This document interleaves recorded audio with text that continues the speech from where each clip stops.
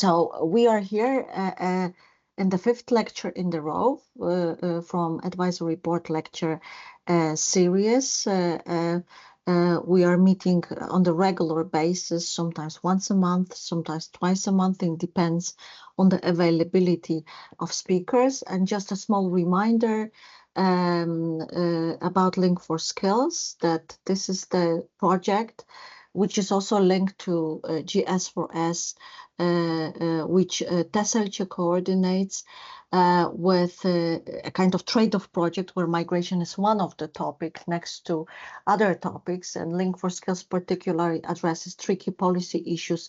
How should the EU respond to skill shortages?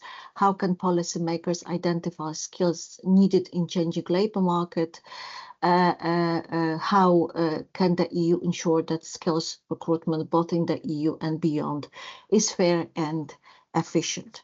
Link4Skills goes inside of health, STEM and construction sectors, and we try to put the expertise of Link4Skills, but also GS4S, who is very welcome, and the third Skills for Justice sister projects to feed the AI-enabled Link4Skills navigator with expert knowledge to facilitate policymakers and employers to make informed decisions. We are here to exchange knowledge, to address key global issues, strengthen the network, drive policy impact, and above all, inspire the debate, because we know that current political climate it's not that easy, but we need to keep going as academic community to inspire this debate and to deliver evidence.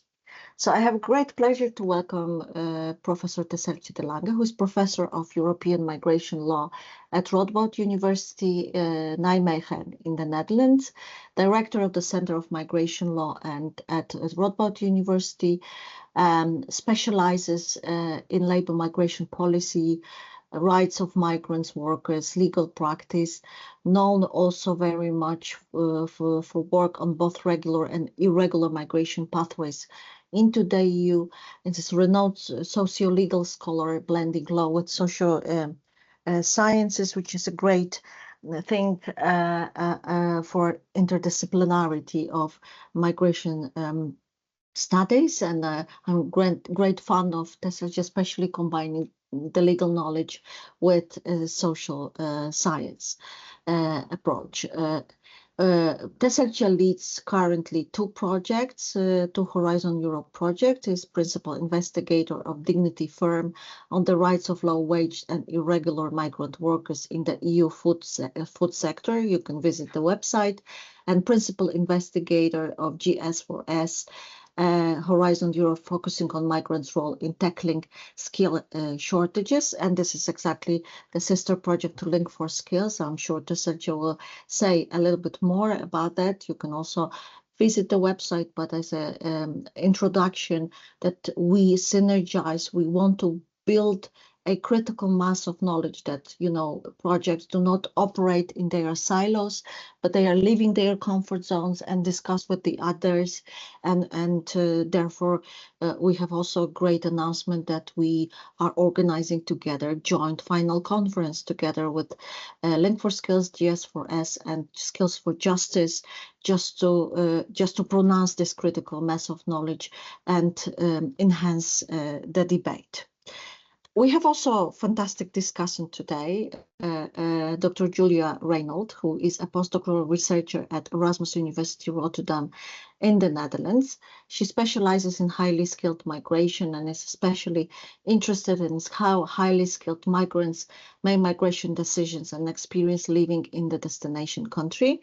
She's currently working on the Link4Skills project, where she oversees a multi-country survey on skilled migrants' mobility experiences and aspirations. Julia published her PhD in 23 essays on attracting and retaining highly skilled, educated migrants. You can see the dissertation, but especially I was inspired by one of the titles of Julia's article, when you smile, they smile to you. So I think it's a great invitation to keep smiling and keep exchanging knowledge. And I promised Tesselche to help with full screen of the presentation. So let me just skip the presentations, and now I give the full floor to our great speaker, Professor Tesselche de Lange. Tesselche, the floor is yours. Thank you very much, Isabella. It's an honor to be here and to have all of you here in the room, and those who are not here but will be listening to the lecture later on. Please reach out if you have comments or questions. Yes, so I want to talk about international students and trainees.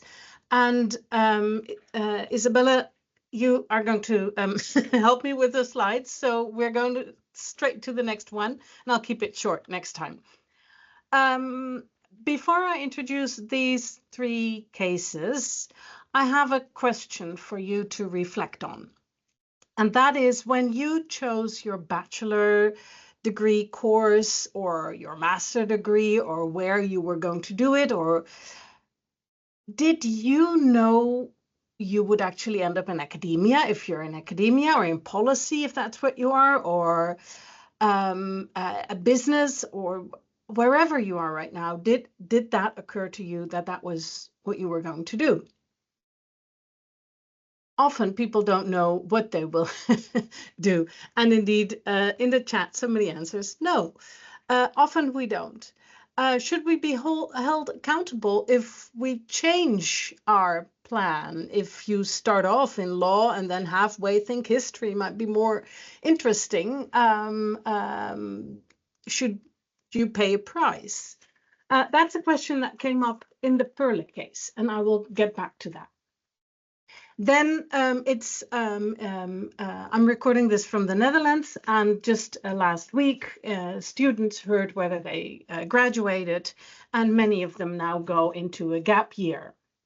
But if you don't go into a gap year, you have a couple of weeks to register for your next step in university education, for instance, so that you can get your stuff in order after graduation. This should not take 2 or 3 or 4 years, because then that's no longer a gap year, right? That's the government taking away your right to education.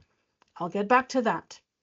And then Yusuf, I want to introduce you to Yusuf. Yusuf is a trainee from Nigeria, coming to Europe to assist in the green transition.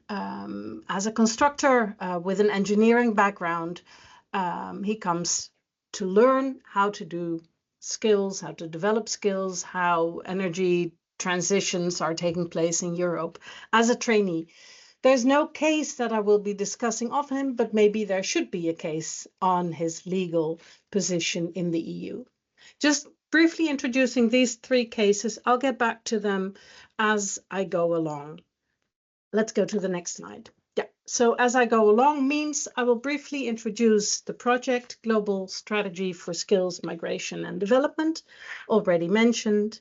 Then something fresh off the press, our policy recommendations, halfway the project, and then focus on another thing which is in press and should be published this week or next week, which is a paper that I did together with EPC and the Odysseus Network on international students and trainees. Yeah, first, just very briefly on the L4S project. We can go to the next. Yeah.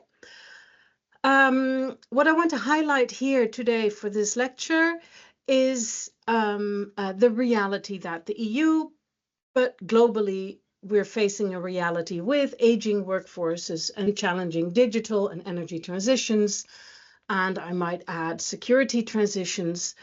And all of these need people to do the work, be it security, be it energy, be it digital.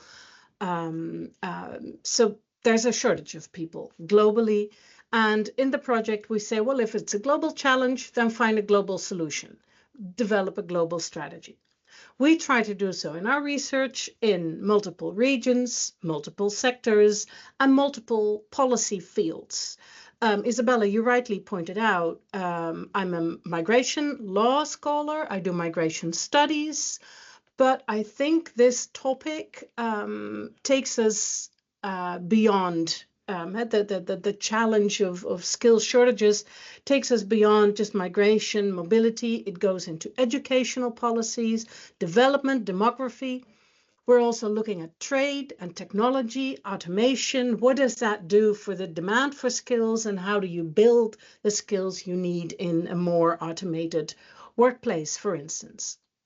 We investigate that at SME level, so small, medium enterprises, multinationals, especially also keen on fleshing out business-to-business alternatives to the often studied government-to-government solutions. And of course, like you said, we work closely together with sister projects. You don't do this kind of project alone. Within the project, we're with many, but also with the sister projects. And here's something went wrong with the layout. Can you click? Yeah, there is no, yeah, great. This one I wanted. So this is just briefly highlighting one of our first policy papers from the L4S project, and I'll dig in deeper on the aspect of migration and education. We've developed the framework to look at these what we call MED policies, so migration, education, development, and trade. And in our policy recommendations, we touch on these different policy fields because we think they intersect, they strengthen each other, and you can't really address a topic without looking across these what we've come to know as policy silos. And interestingly, I think actually the message is coming across to the European Commission, because if I look at most recent policy documents, I do already see that they are making a shift, not just sitting in migration, but clearly sitting in other policy fields. And that's something we find very important to make skills, mobility, now we always say how to make it fly, how to make talent partnerships fly, how to make them work in practice, go beyond the piloting stage. It requires taking a look at these different policy angles. Next slide, please. The recommendations with regard to education from that first paper concern the validation of skills, but for instance, also language requirements. If those are too excessive, it's very difficult for people to access either the workforce or education.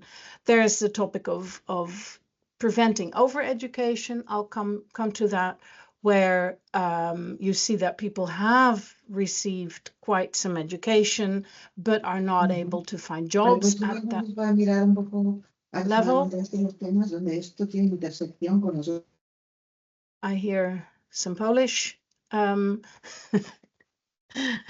Continuing on these educational recommendations, it's also about the re- and upskilling initiatives that are there, and whether they should focus, and this is a big question, I think, for policymakers, whether you should focus on targeted tracks. In the Dutch case, we've had a lot of international students studying psychology, and surely that's relevant somewhere, but doing a work as a psychologist is often very language sensitive. So they would not find a job in the Netherlands as such. So where do you go to find a job? Can you take that skill and the education, is it useful back home? There wasn't much consideration given to that. And it's a question we raise, how this could be part of a policy debate. And we also point towards the need for more vocational education and training. There's a lot of attention for the highly skilled.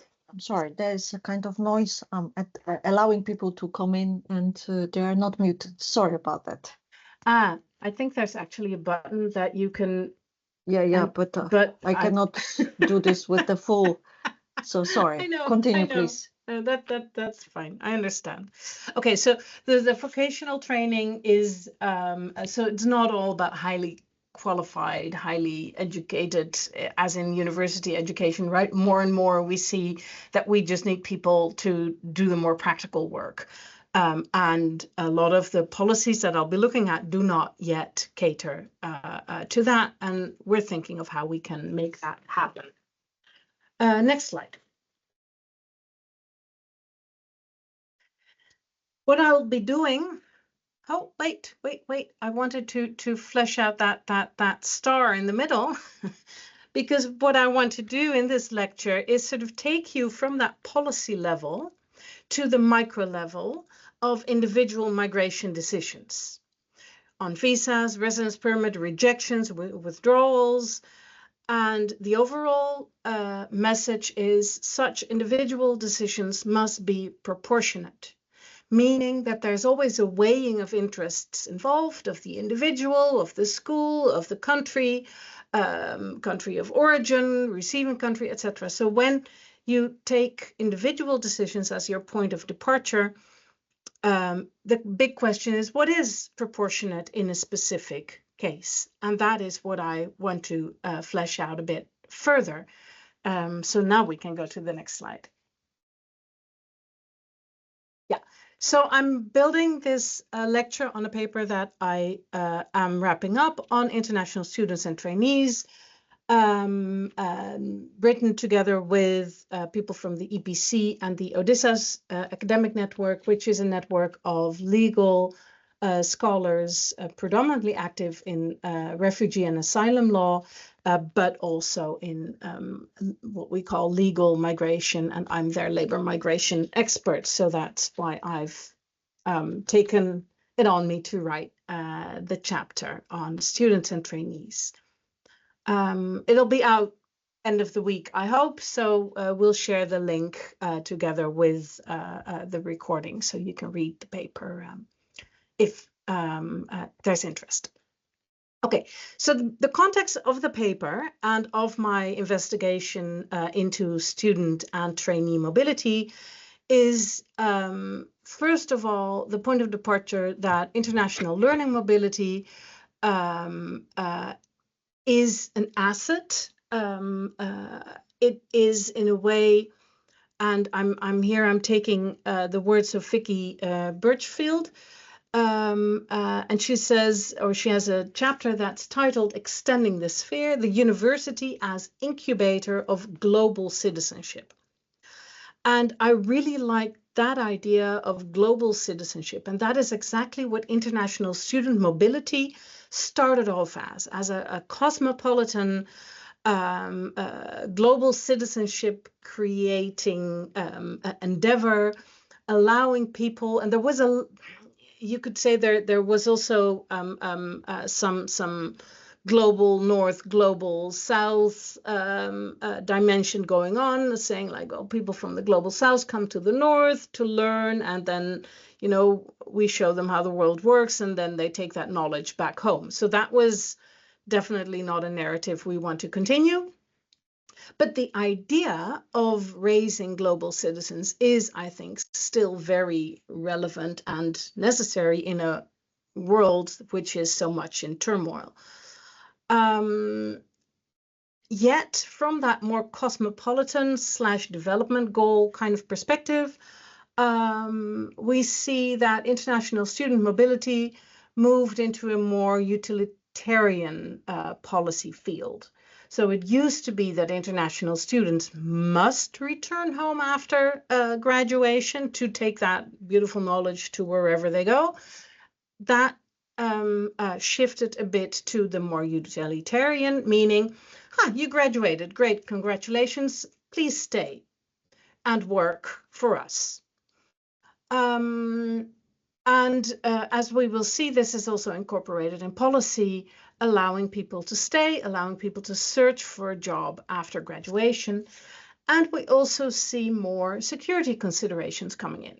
I mean, who do you allow to come and study in your science department where you are working with uranium, just to call out a topic of relevance today? That knowledge might be stolen, so to say. So there could also be a security risk in international student mobility. This restrictive approach, so if you say, okay, we only look at the security elements, then you're hurting yourself and you're hurting others, and you're hurting the bigger thing, the bigger idea of the global citizen, the more cosmopolitan approach to international student migration. But of course, we also all know that in politics today, that cosmopolitan approach is not necessarily shared by all politicians, especially the more right-wing, find it, I would say scary, not serving their interests per se. And there's a point to that as well. Next slide.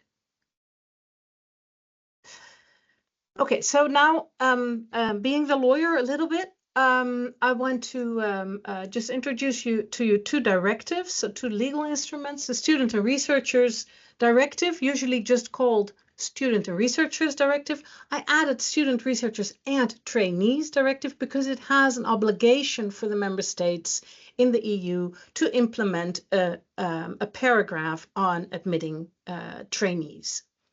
There's also the Intra-Corporate Transfers Directive, which is about specialists and managers moving within multinationals. Nobody really looks at it. It's highly understudied, yet it also has a paragraph on international trainees who move within the multinational for training purposes. So those are two legal frameworks that we're working with in this topic.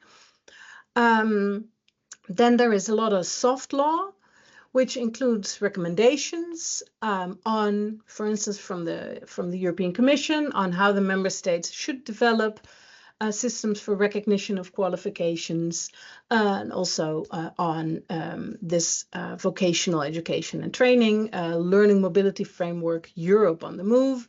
The people in Brussels are great. Kudos to them for thinking of all these flashy titles for all these strategies and instruments, etc.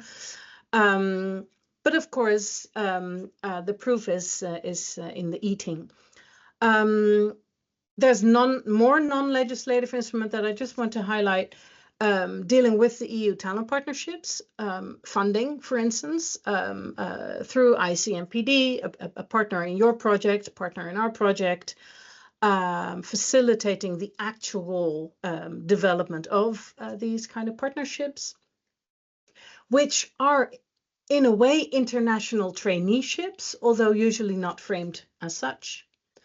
Recently, there's the Union of Skills, which is an interesting policy document highlighting how, not necessarily presenting legislation, but suggesting how the European Commission wants to help the member states push the agenda on skills development.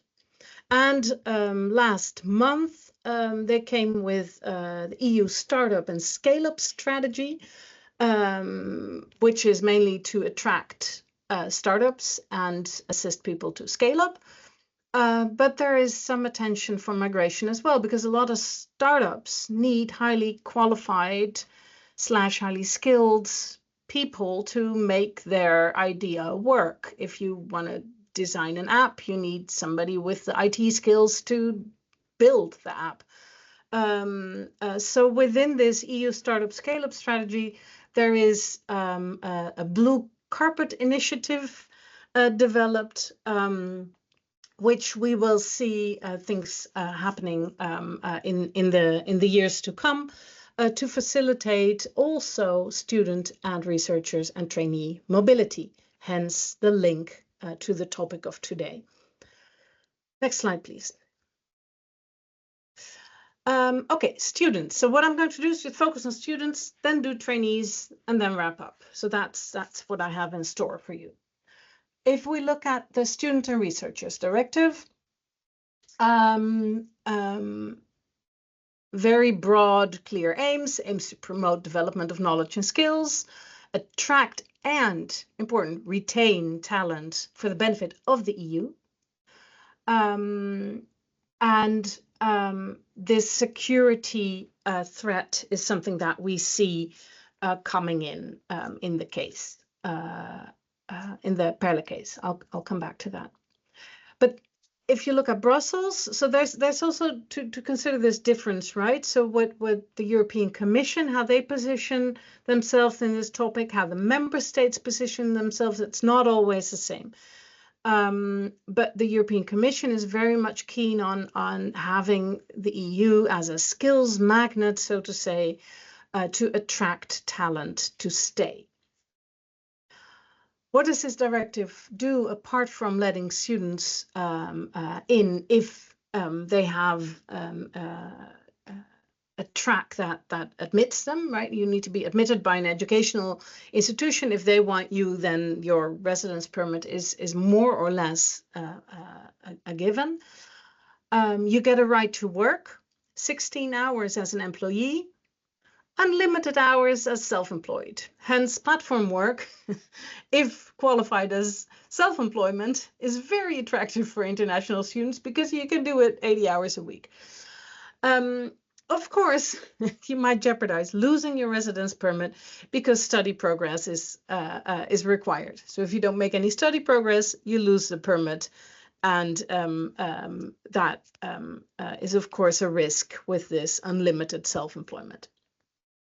And for the purpose of retention, there is the right to remain 9 months at a minimum past the residence permit, so past graduation, I have to say. And in the new Blue Card Directive, which is a directive on the admission of highly qualified people, there is an explicit reference to the graduates saying you're welcome to stay, and the member state may apply a lower salary threshold to make it more attractive for you to stay. Last time I looked, 4 member states have actually implemented this lower salary threshold: Belgium, Germany, France, and the Netherlands, and Belgium only Wallonia. And if you look at these salaries, if you're just a graduate, but the others are still pretty steep.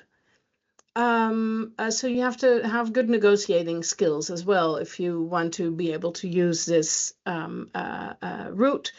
The fact that the other member states did not choose to implement this lower salary threshold can mean several things. It can mean they have a national scheme that is way more attractive for international students to go by than the Blue Card Directive, which I think is in many cases a fact.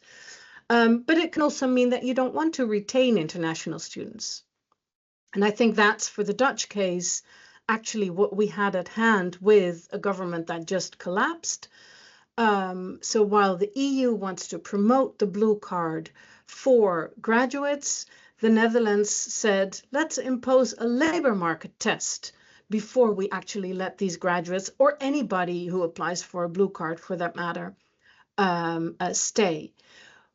Which means that there is the intent to protect the labor market from international students coming in, while at a time when the skill shortages are at a steep level, it is really strange to actually block your labor market from international talent to stay, especially talent that has been in your country maybe for 3-4 years doing a bachelor, maybe and a master. So why send them off or scare them off with rules that make it more difficult for them to stay?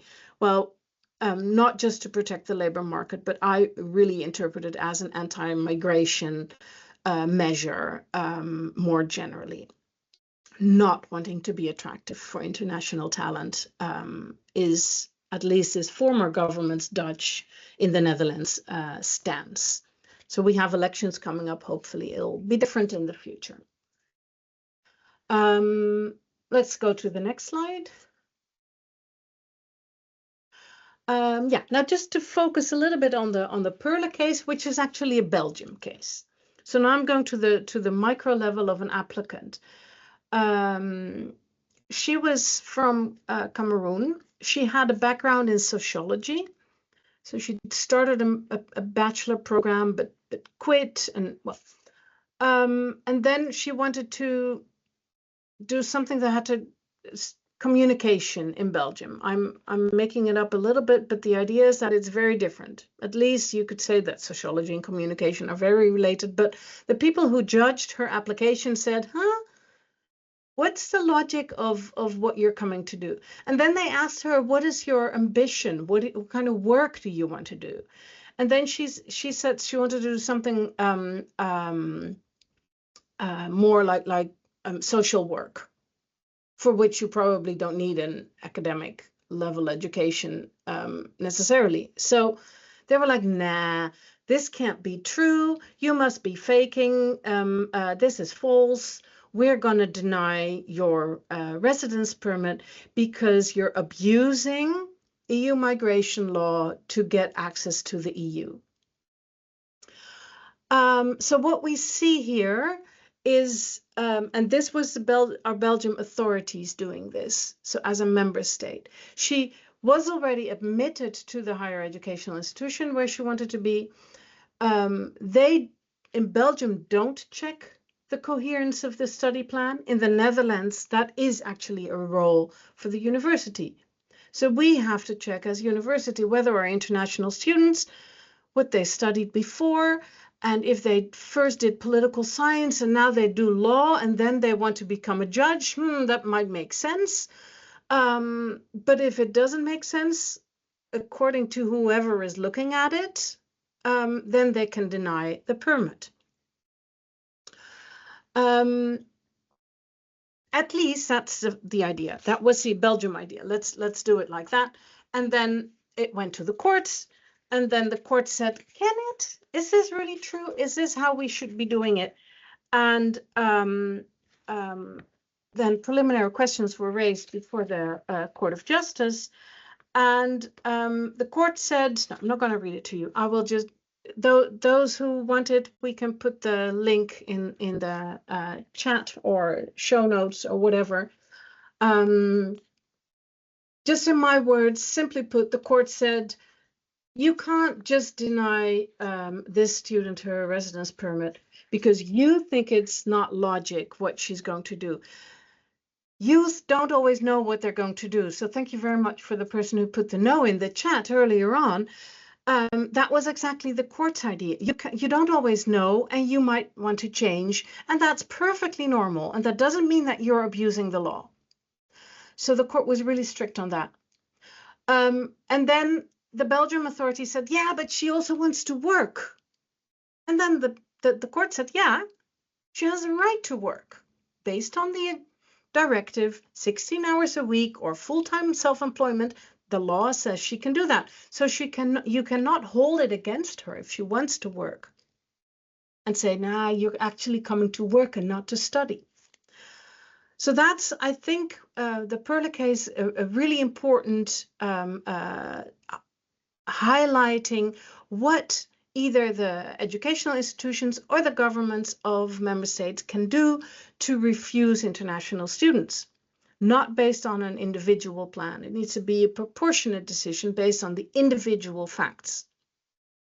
Now, we've also seen group applications where there's 50 people coming from one town, all applying to do economics in one school.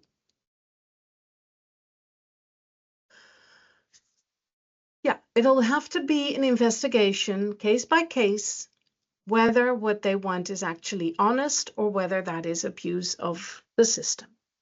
That is the ruling of the court. Students have to have effective remedies. I said that at the beginning too. Perle got an extra gap here because before the Belgium authorities actually took their decision and she went to court and they overturned the decision and they had to take a new decision. And by the time she got this decision, and in last April, the final decision from them. We're 2-3 years down the road, and the same goes for a group of students, and their case is called Arvate, and the case will be ruled this Thursday. So I'm really looking forward to it, and will let you know what it is. But I wouldn't be surprised if the ruling is, guys, get your procedural laws in order so that an international student who applies in March, April, like before the 1st of May, has a fair chance, in case the application is denied, to make a case against such a denial and actually start with the education in September after a hearing, after the whole procedural thing you have to go through. Give them a fair chance to start with this education, because otherwise it's not an effective remedy if they need to wait 2, 3, 4 years before they actually hear whether they can start with the education. So at a micro level, these are really important elements. So you can study this topic from a macro level, at a policy level, and the European Commission can think of great blue carpet trajectories, whatever, perfectly fine. But if this isn't in order on the ground, if you need to wait 3 years for a student visa, then it's not going to work. Belgium tests up front. The Netherlands does this in hindsight. So we have, I think in the Netherlands, 99% of the applications for students are granted. Because we're never going to go through a proper procedure if we want to deny it. We don't have the staff to do that, right? So we just 99% gets in, and then we might check. For instance, on study progress, we can say if you're not making any progress because you're working full-time as a Deliveroo rider, then the permit can be withdrawn. But even in that case, it needs to be an individual assessment. Same goes with security checks, like I said, when it's people coming to work on sensitive technology, which was the case in the Fahimian case, which was an Iranian lady coming to do her PhD in Germany, and it was denied because she was going to work on specific techniques that would allow the Iranian government, were she to go back there, to crack code in mobile phones. So she was denied for security reasons. So these are the 3 legal developments that we see in respect of student migration.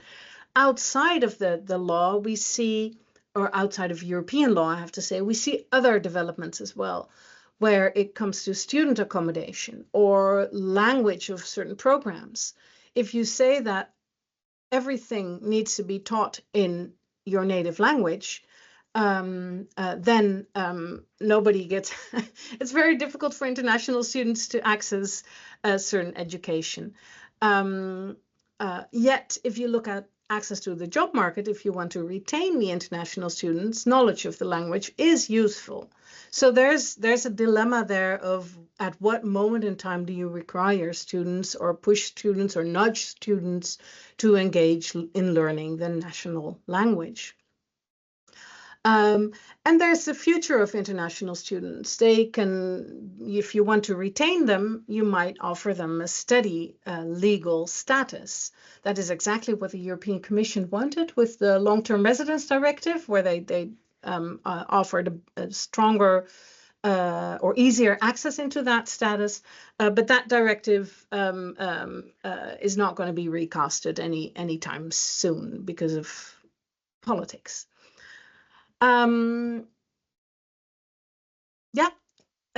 did see a comment in the chat comparing what I'm saying with Canadian policies, and of course it crossed my mind what to say about all the international students, including European students, who are waiting for their visa to go to the US, which is currently not as simple as it used to be. So you also see that student visa are very much a political instrument as well in international relations. Europe is also using it to agree with Morocco on return. And say, well, if you take back these people we don't want, we will give you 50 visa for students more easily. So it's also a bargaining tool, and that is not necessarily what it should be, I think, if you're talking about raising global citizens. We can go to the next slide. Yeah, talking about that, how does the EU approach international students in light of what it does for the talent partnerships? Talent partnerships are not usually student visa, more likely either just tourist visa, so only for 3 months, or trainees, which I will come back to shortly. What we see is that the countries with which the EU wants to close talent partnerships, international training, etc., wants to deal as well, which are, for instance, the MENA region countries, Egypt, Morocco. They are not necessarily the highest on the list of international students. If you look at that, you see that China, India, the United States, but yes, also Morocco and Turkey are relatively high on the list of international students coming to the EU. But it's a bit difficult to see it as a bargaining chip per se, with countries where you want to focus on return. Another partner is, for instance, Bangladesh, also on the hit list of the European Commission to investigate talent partnerships together, to develop that together. And you see that, yes, Bangladesh is mentioned on the list of international students coming to Europe, but not a very, not in the top range. So this is just sort of trying to figure out how these files might interact or might connect. The talent partnerships, like I said, are more about training, and to stimulate that in our recommendations, we are suggesting that funding them helps. There is funding available, so people can still apply if I'm correctly informed. Clear procedures, that is, I think, key. And also going to what I just said about the Perle case and about international students having to wait forever. Well, talent partnership participants have to wait forever too.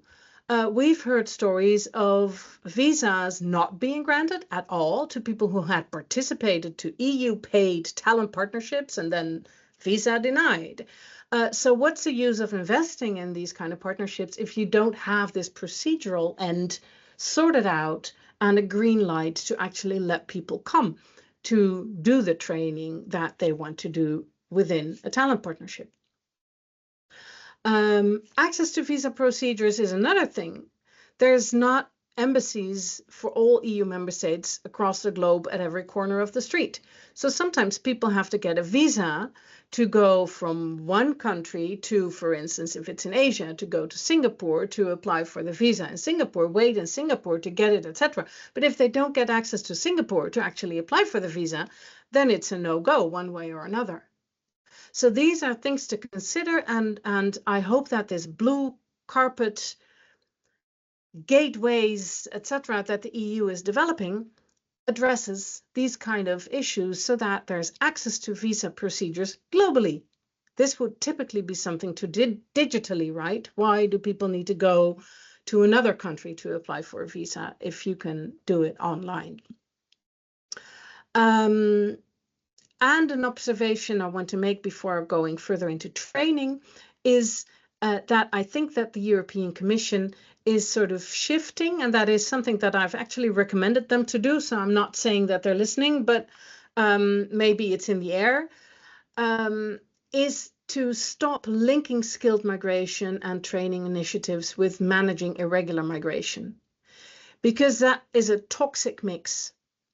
But what you do see is that they mix it more with industrial policies, with skilling, with the startup climate, etc. That has a different language, it involves different people, and there is more room to maneuver than when you link it to irregular migration. Now, to the final topic of the trainees. Next slide, please. Yeah, that one. The traineeship scheme, highly skilled only, so that's a limitation for 3 to 1 years, 3 months to 1 year, so that could be okay. There's restrictive conditions, strict controls for the member states to impose on trainees. There's no right to search for a job after the training. So this is the old-fashioned, you come, you do your training, you leave. There's no intra-EU mobility rights. You come, you go. It's not like you can search for a job elsewhere, unless, of course, that other member state has a national policy to allow you to look for a job. It's more or less similar schemes there for the intra-corporate transfers. I mentioned that it has an interesting definition of what a trainee is, though, and I think that's good to flag. A trainee is there for career development purposes or to obtain training in business techniques or methods. So it does have a little bit of a practical angle to it. And that's immediately the difficulty that we see in specific cases is it training or is it work? Because if you want to obtain skills, it means that you need to do it, right? You can't just read about it. So there's a thin line between training and working, which makes traineeships vulnerable as well to abuse, because there's always people out there who use those thin lines to their benefit instead of to the greater good of actually training a person in these specific skills. We can go to the next slide. We've seen this dilemma in practice in cases in the Netherlands where it concerned trainees in hospitality.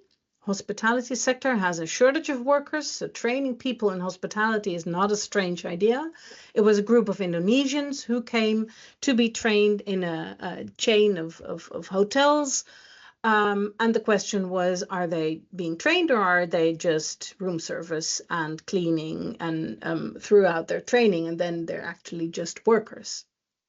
The case took 3-4 years. They were forced to abort their training and go back home because the authorities thought it was abuse. 2-3 years later, the highest court said, nah, this was a decent program. This was training, but where did these kids go, right? They went back home to Indonesia. Nobody told them, yeah, you can come back and do the other half of your training. Nobody compensated them, as far as I know, while they had the burden of breaking off their training and potentially not graduating that year because they hadn't completed the training, etc. That is something that seriously needs to be considered in these kind of cases, and could be a case to bring before the Court of Justice in the future if we see more trainees coming in. And I want to, I think, I have a couple of more slides, but I want to nevertheless share with you one quote from one of the Belgium courts that I think is really key also for trainees to consider. We want this to be like the global citizen kind of endeavor. We want to train people in skills that we need, that they need, etc. If you mess up procedurally, like withdrawing their permits, the Belgium court says, well, then you leave him in Belgium on his own, exposed them to idleness, the mother of all vices, and to the risk of slavery by being exploited by ill-intentioned networks, to the danger of being forced to work illegally and on the black market, and even to the danger of being drawn into prostitution. If you just withdraw a permit without a serious answer to serious offer for an alternative.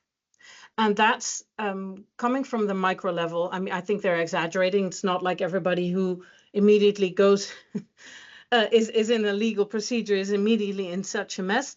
But it's a good thing to think about at the policy level. High over, we want these people to come, yes, but what are we doing in case member states find that it's not a proper training program, or they don't have the proper qualifications? In the end, the traineeship is actually replacing a job. That is just a warning on the trainees. Nevertheless, I think, and that comes to my recommendations, I think. And to conclude, oh, I have one more. Sorry, data. Just very short. There's a lack of data, not just on residence permits, etc., but also graduate tracking data. We have no idea where our international graduates go, or where the trainees go, or the participants of the talent partnerships. Nobody knows. So how can we ever know whether it's useful what we're doing if we don't track where people go? So that's just out there. Next slide. Ethics, that was where I was at. We need to have an ethical framework for the recruitment of international students and trainees. This very much ties into a chapter that we're doing for the volume that the project is putting together. So Isabella, I hope that indeed that book will also allow us to draw the attention to the ethics of the recruitment of workers, but also of students and trainees. This will be shared. I'm not going to read through all of this right now. I want to go to the final slide, which is some recommendations. To start where I left, which is on the training. I do think that the Student and Researchers and Training Directive needs to be opened up to allow for practical skill level training. Talent partnerships right now are all over the place. People, like I said, people apply for visa, people apply for single permits, people apply for national permits, no idea what they apply for. From a rights-based perspective, it would be better to have a clearly defined set of rules for visa for talent partnerships, which need to be quick. And especially they could be quick for former graduates who would be participating in that. The suggestion under 2 is to give students and trainees wider access to the labor market, maybe only in targeted professions like shortage occupations, etc. But the idea is give them time to look for these jobs, and those who've had training and graduate should definitely be in for fast-tracked procedures. Circular mobility is another one, going back and forth. We've seen in many studies that this is very helpful for people to actually not stay put if their career is not moving. The more rights you have to come and go, the better people might develop their career. Keeping them tied with a residence permit, you have to stay unless you lose it, is not very useful. Housing is very important. Interestingly, there's a commissioner for housing in the European Commission, which is novel. So it would be great if this commissioner could somehow step up the game on student housing, not just for international students, but I have a personal interest here as well, to have more student housing available. Data collection, I mentioned at the end, we have no clue where people go. And finally, going back to this idea of cosmopolitanism and of global citizenship, if we need certain people with certain skills, we need them, but they're needed across the globe. So it would be so much better if we would set up global training centers inside and outside the EU to work together on developing the skills that are needed. And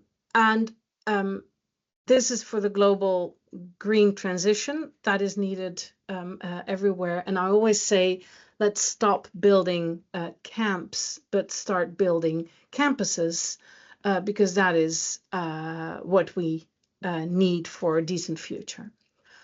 And I'll leave it at that. Thank you very much for listening to me. Thank you very much, Tisach. It was great, very thought-provoking and inspirational. And now I would like to invite our discussant, Dr. Julia Reynold from Erasmus University Rotterdam, who is also a cross-border mover herself, currently in the Netherlands, but also experiencing mobility by her own. So Julia, the floor is yours. Yes, thank you, Isa. Thanks for having me as a discussant, and thank you, Tesselchuk, for the very interesting lecture. I love the focus on individual decision making, because that's also what I'm mostly interested in my research. So yeah, I'm also looking forward to reading the full paper that's coming out soon. And I have a few remarks and also many questions, but I think I will keep it at 3. So I like that you highlighted the Pearl case, and that plans intentions change, not only migration plans, but also personal life aspirations, where you want to go with your life. And yeah, this is also something that I studied in my PhD. So there we looked at whether university graduates in the Netherlands, Germany, and Belgium would like to stay after graduation in the study region or go somewhere else. And we did find after 2 years, so when they had the chance to implement their plans, that most of them actually realized their plans, but there were also, I think, 30% who either changed their plans because maybe they found a partner either in the study region or somewhere else, and therefore changed their mobility plans, or interesting job opportunities came up so that they changed their plans. Some postponed their mobility or mobility plans, and others were simply not able to implement them because they were denied visas, couldn't find a job, things like that. So I think, yeah, this change, that there's this change everywhere, is something that's important to remember. And then if people don't stick to their plans, we shouldn't see it as failure. Then second, about the cosmopolitan view on international student migration, I think it's important to also remember that not only the international students benefit from it, but also the local native students. We have a lot of discussions right now in the Netherlands about curbing international student mobility, introducing more students in Dutch, limiting English language education. And I think sometimes we forget that also the Dutch students actually benefit from the internationalization, because if they cannot move themselves or do not want to move themselves, they also get the international classroom. So they can also work on their language skills, they can work on their intercultural skills, they build international networks and learn about other perspectives to get out of the groupthink. So I think that's also something that's important to remember. And then coming to the questions, I was wondering, to what extent do you think that the internationalization of higher education and international student mobility reinforce global inequalities? Because you mentioned that it's maybe more difficult for international students to get the visa. Maybe it's easier for some students or potential international students to get this visa. Of course, they also have to pay higher tuition fees in many European countries, so not everyone will be able to move. And then at the same time, they have these limited working rights, while also having to balance out these higher costs of higher education, international education. So to what extent do you feel that inequalities are reinforced, and can we do anything about it, and how? And then I was intrigued because in the beginning, when you introduced the GS4S project, you also mentioned the roles of companies and SMEs. And I've sometimes been to events where students, Dutch and also international students, were introduced to local films, and firms often complained that it's so difficult to find talent, but then they have these universities here, and it seemed like they don't really see all the potential that's there. So do you have any recommendations for bringing in employees more into this whole talent attraction retention sphere?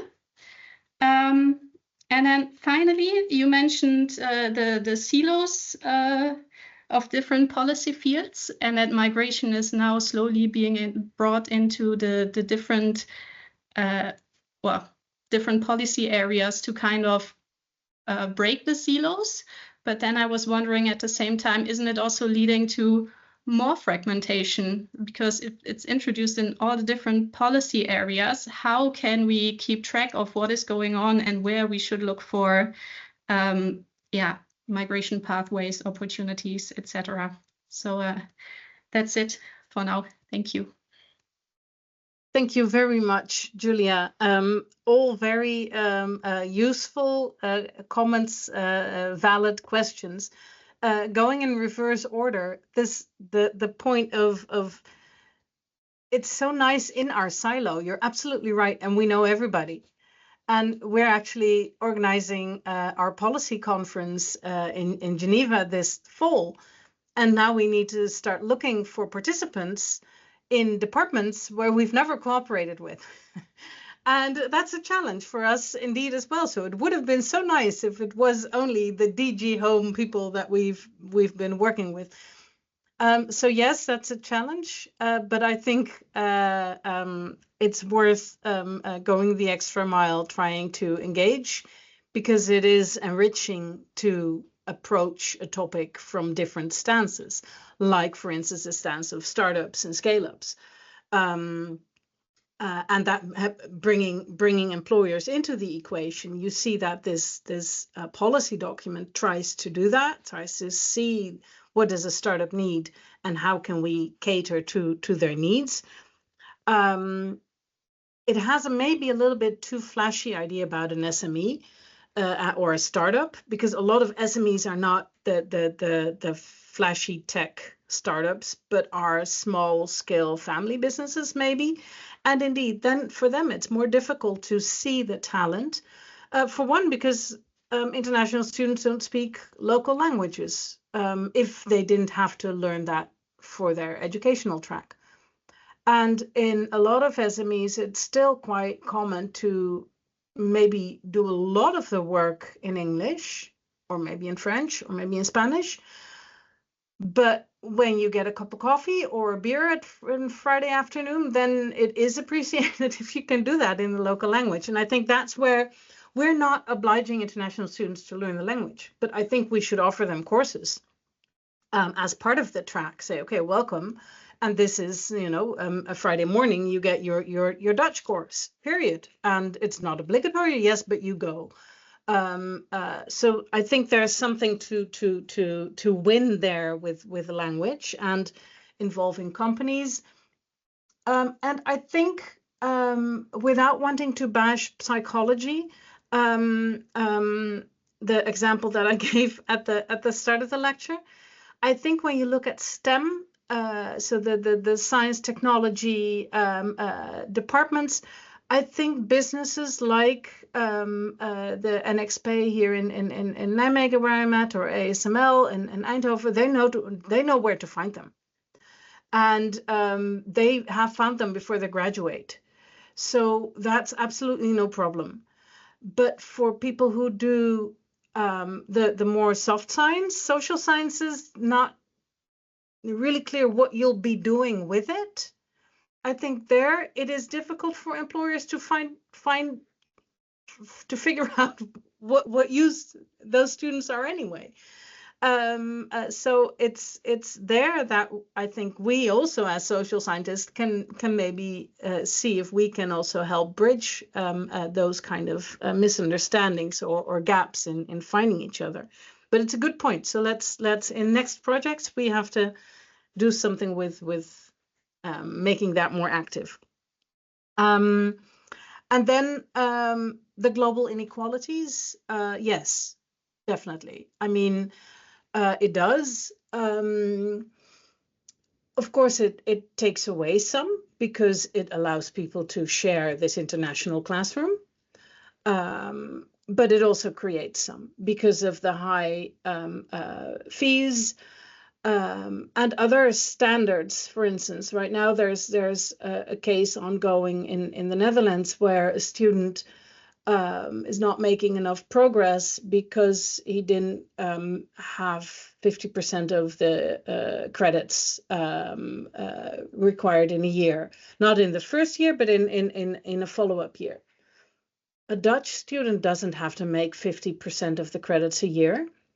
And the directive says that international students have a right to equal treatment, not in all aspects, but in this one, evaluating their progress, I don't know. We don't know. So this would be typically something that a judge would have to look at eventually, whether this is a justified reason to withdraw a permit because they're not making 50% of the credits.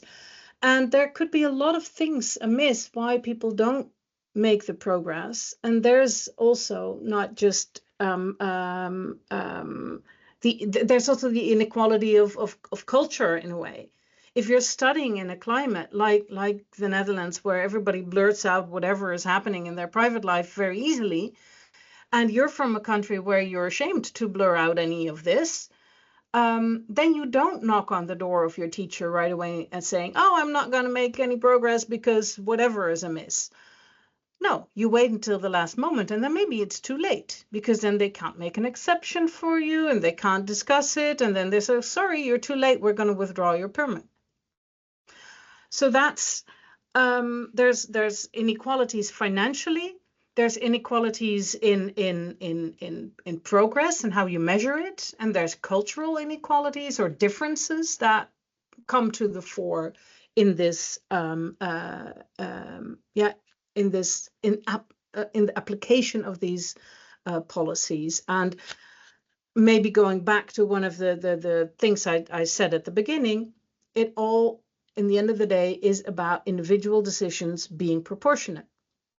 It's a weighing of interest. And that's what the court comes with again and again, not just in student cases, but also in asylum cases. We've seen the decisions. It's an individual decision. It should be proportionate considering the individual circumstances. And I think in individual cases, that would be what to consider. The bigger picture of the inequality that international education contributes to, it takes some, and it loses some. I guess it's I'm not sure if there's a way you ask how to overcome this. There's the grants and there's the Erasmus Plus, and I think that's quite useful. It would be wonderful to have a good tracking system to see where the graduates of all the Erasmus endeavors go, and to showcase how it benefits them in the long run, not just for the first job, but the second or the third, etc. I think that would be really interesting data. Yes, thank you very much. I think it's time to open the floor. So please raise your hand or put the question to the chat, because I think that there are many issues mentioned. Both questions can be directed to Tesseltje, but also if you have any comment or follow up on what Julia has just said, it's also okay. So if there are no direct questions, I think I want to put two questions. How have student and trainee visa been used as a tool in EU migration management and diplomacy? And the second question, what are the implications of using educational migration as a kind of leverage in return and readmission agreements, which I think one of your legal case was a proof of that, with the Indonesians, I believe. Yeah. Yeah, thank you. Those are very relevant questions, also, of course, for the EU policy level. How have student and trainee visas been used? Well, as bargaining chips. So you say you take these 1,000 people that we no longer want, and in return, we facilitate 100 students. We give them a loan or a grant or fast track visa or whatever. So it's really bargaining on student visa.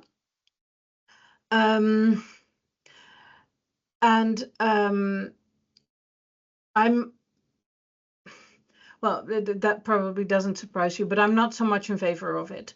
I see that it's useful. Even our former the government that collapsed, which had an extremely right-wing Minister of Asylum and Migration, and with the Geert Wilders department, and as you know, he's very much, especially against Moroccan migrants, and it was actually quite well. I thought it was funny that at some point, somebody in Parliament asked her, is it true that you're dealing with Morocco and letting in Moroccan students in return for returning other Moroccans? And she had to say, yes, it's true. I'm letting in Moroccans because I need a bargaining chip. So that's how it's used. I don't think people are something to bargain over at that level. And it doesn't necessarily yeah, I have no idea what happened to these student visa that she gave, if she gave them at all. So that would be interesting to track, actually, and to see whether it's useful for the people who came or whether they were randomly picked and ran off as soon as they could. For all I know, we don't know.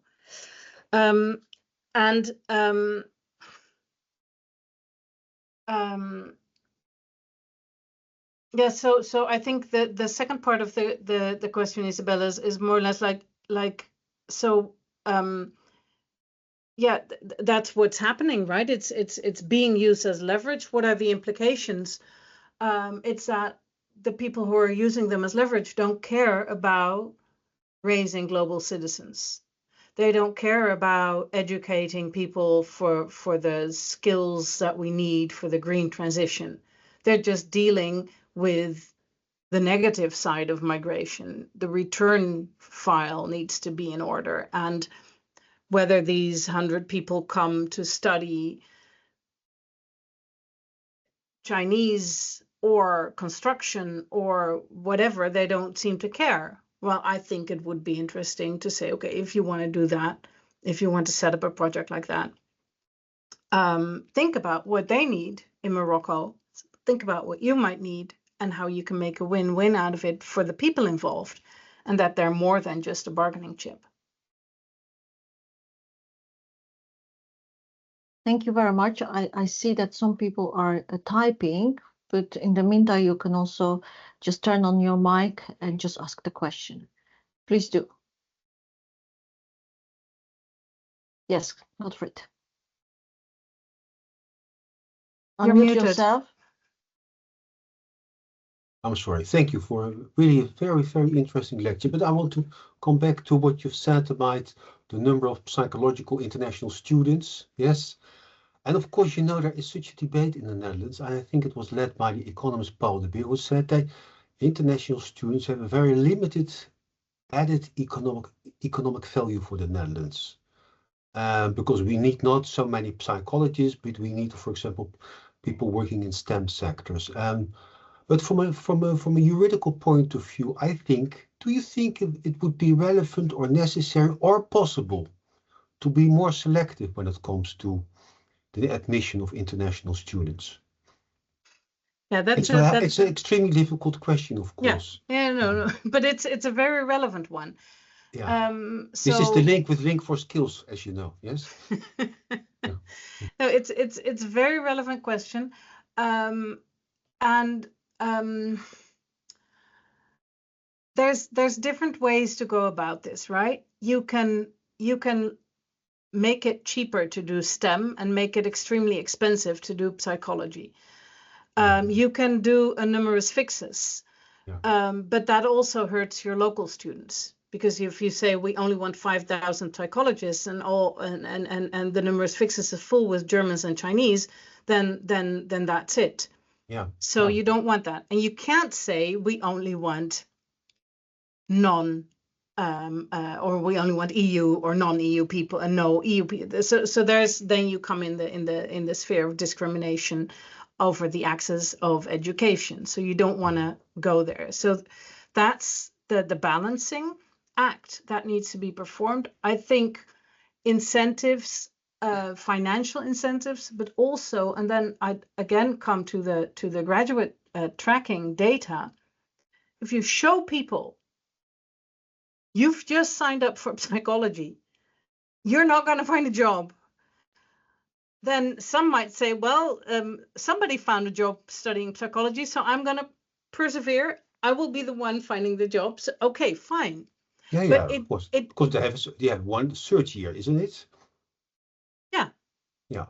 If you don't succeed, but if we don't know, we don't have the data. Yeah. Data saying that all the psychologists. So I mean, I know that there's the calculations based on more aggregate data saying that it doesn't add up economically, but on a more micro level, we don't know where they ended up.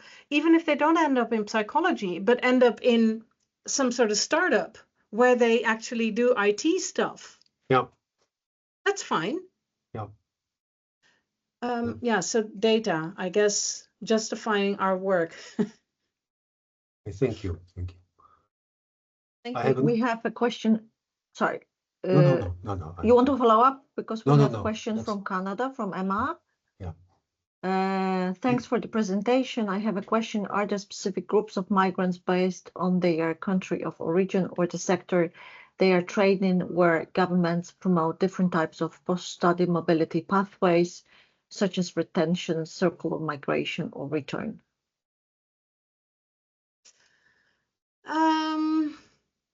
That's a good question. Because, no, not just because I don't have an answer at hand. I'd be curious as well. It would be actually an answer to Gottfried's question as well, right? It would be a way to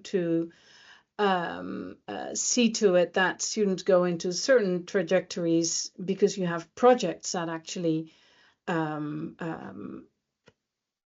help them choose these kind of trajectories. You could have that with certain countries. I know examples of people from certain countries doing certain tracks,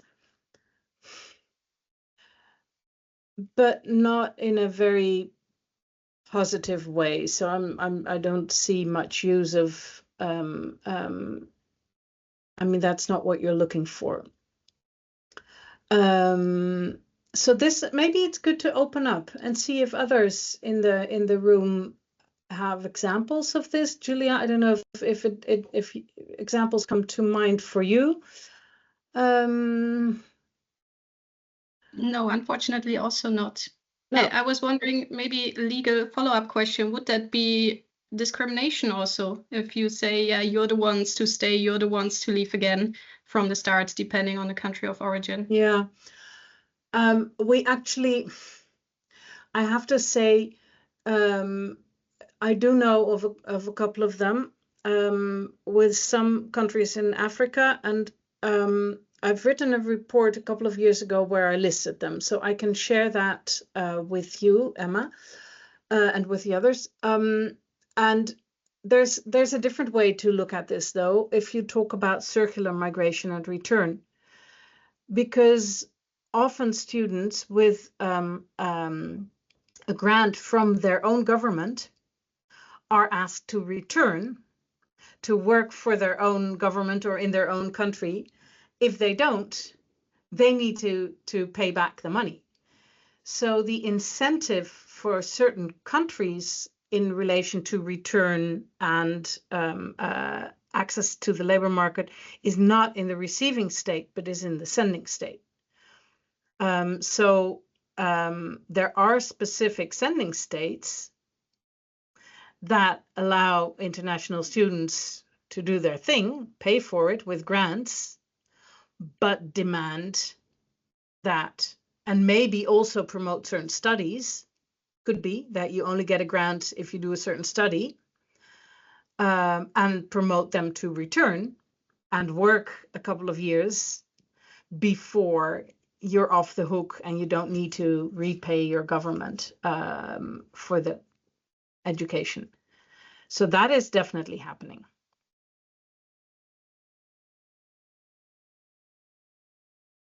And yeah, I also know of people who didn't return, and then they had to pay. Yeah, Emma, I think that you have also Canadian case, isn't it? With that, relating to your question. Yeah, so actually what I was going to ask is, I think in Canada, it kind of depends on the partnership that exists with the country of origin. But I mean, we also have cases of, those scholarships that have an obligation to return. But that's kind of why I was asking, because I don't really know, because in Canada, it's not like in Europe, where in Europe there's a lot of circularity. Like I know, for example, in Europe, if you were to compare maybe the Ukrainian case, I'm just making a guess, to like someone outside of Europe's neighborhood, there might be a different result. Like it might be more return oriented or more like circularity. I'm not so sure. Mm-hmm. But yeah, in Canada, I feel like there's a tendency to for retention, because there's a specific visa put in place, but that's for almost everyone. So I was curious about the European case, because it seems very different. Yeah, I would have to read up on the Canadian case to see how it best compares. And of course, in the European context, there's when there's a lot to do on international student migration, people tend to think that everybody comes from Africa or Asia. But most international students in Europe are Europeans. Yeah. And there, the rules are pretty strict on non-discrimination. So that makes it difficult to compare. So you should, if you look at Canada and international students, you have to compare it with Europe and non-European international students, because the intra-EU student mobility is a whole separate chapter that I didn't even address. So I focused on the third country nationals, the non-EU student policies. Okay, thanks. As a follow-up, are you aware of the situation maybe in the German case where there's a post-study pathway towards blue card? Yeah, but that's the one I mentioned. So that's not German, that's EU. But maybe some countries can enhance on that. Yeah, you can make it. Yeah. It says a minimum of 9 months. So Germany makes it a year and a half. The Netherlands makes it a year. You can use it within 3 years minimum. You can also say you can use it within 5 years. You can use it in a lifetime. That's for the member states. Okay. But not for outside of EU, because in Canada, the post-study work permit is for all the programs eligible, and most of them are eligible for it. Yeah, no, it's for outside the EU. So it's an Egyptian student coming to doing a master in Germany will get a year and a half time to find a job. In the Netherlands, they will get a year. In Belgium, they will get 9 months. And that's the minimum according to EU law. I was also thinking that maybe we should consider outside of the EU in so-called countries of origin, but more they are hybrid because they are both receiving and sending mostly to the EU. Something like with the similarities of the language, like Morocco, Tunisia, for instance, or something like that. Maybe we should look at what you are suggesting also outside in other parts of the world. Maybe there are practices over there as well. Yes. Okay, I think the time is getting to a very end. And I would like to thank you, our speakers, for their wonderful contributions. To thank Tesselje for her very thought-provoking and insightful talk, and lots of teasers for further projects, I would say, and lots of inspirations, and also to bring it closer to us, sister project Global Strategy for Skills Migration and Development. And also I would like to thank Julia for her insightful discussant remarks and contributions. And with that, I would like to invite you to the next week on Thursday, more meeting. It's stupid to talk about myself, but it's not really about myself. It's about giving the podium and floor to our Ukrainian scholars to discuss with them, and with the book, which is just out, with my colleagues who are currently on the field work in Kiev. So Ivanka and Emil are in Kiev and are connecting with us from Kiev after a very difficult night of bombing. So they spend it in a security shelter. And I think it will be good occasion just to use this opportunity because the book is out. So it's just giving a forum within Horizon Europe Link for Skills Advisory Board, especially that we have Ukrainian partner, Ukrainian Catholic University, and also Ukrainian Poland Migration Skill Corridor. So you are very warmly invited within 8 days to the next and final for this academic year lecture. We will still have some lectures to go, so please monitor what is happening on the Links for Skills social media channels. And thank you very, very much again for being with us. Thank you for everyone who asked questions.